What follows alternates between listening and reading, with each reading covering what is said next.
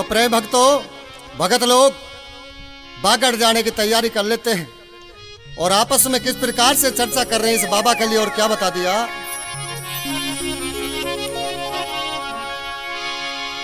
हाँ हो भक्तों चलो रे बागड़ के दाम पापैया प्यारा बोलता। ओ भक्तों चलो रे बागड़ के दाम पापैया प्यारा बोलता। हो भक्तों बिगड़े बनावर गोगा काम पापैया रे प्यारा बोलता। ओ भक्तों बिगड़े बनावे गोगा काम पापैया प्यारा बोलता।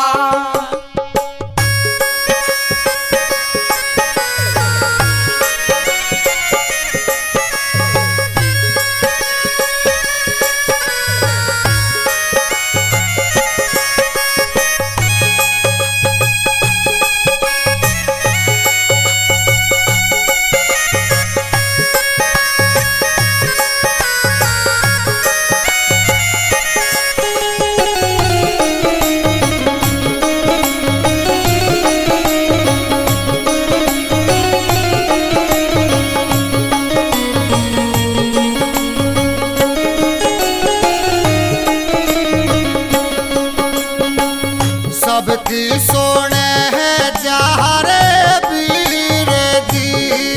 ओ सबकी सुने है जारे वीर जी।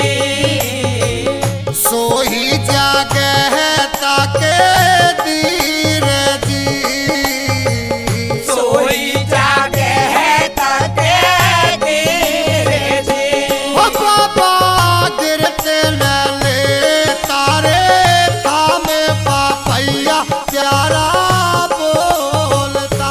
ओ भक्तों चलो रे बागड़े धामे पापैया प्यारा बोलता।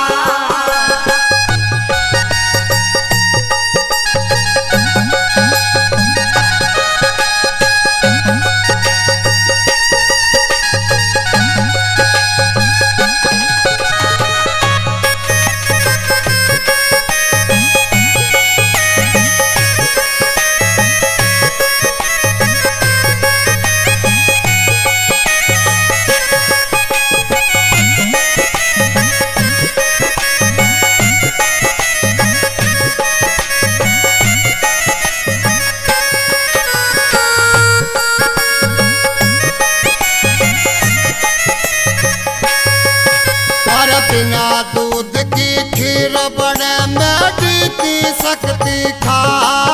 ओ बिना दूध की खीर बने मैगी की शक्ति खा।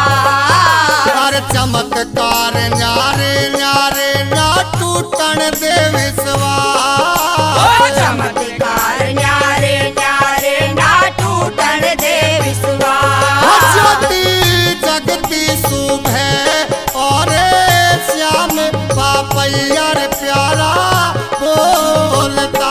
ए भक्तों चलो रे बागड़े धामे पापैया प्यारा बोलता।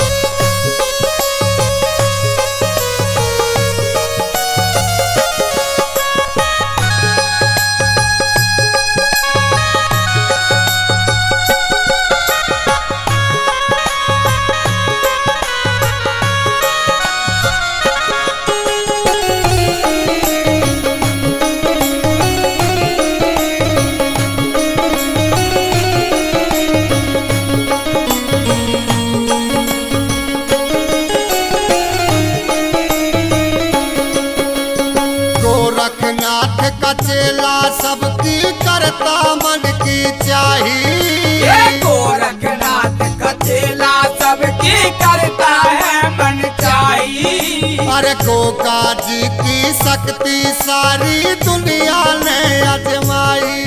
हे है गोगा जी की शक्ति सारी दुनिया ने अजमाई। तो अपने हृदय पासा लो यही नाम पापैया रे प्यारा बोलता। ओ भक्तो चलो रे बागड़े धाम पापैया प्यारा बोलता।